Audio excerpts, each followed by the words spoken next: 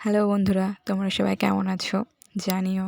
প্রথমে একটা কথা বলে রাখি, এটা আমার প্রথম ভ্লগ। যদি কিছু ভুল হয়ে থাকে তোমরা ধরিয়ে দিও আর ক্ষমা করে দিও। দেখো, আমাদের এখানে রাউতারা পালপাড়াতে রাসের ঠাকুর তৈরি হয়ে গেছে, নানা রকমের ঠাকুর রয়েছে। সব ঠাকুরের ভিডিও ক্লিপ আমি এটাই নিতে পারিনি, অবশ্যই পরের ভিডিওটাই চেষ্টা করব। আর এখনও অনেক ঠাকুর তৈরিই হয়নি, দিনের দিন তৈরি হয়, পরের দিন দেখি হয়ে গেছে। আর এই ভিডিওটা অনেক দিন করা, কবে থেকে ভাবছি পোস্ট করব করাই হচ্ছে না।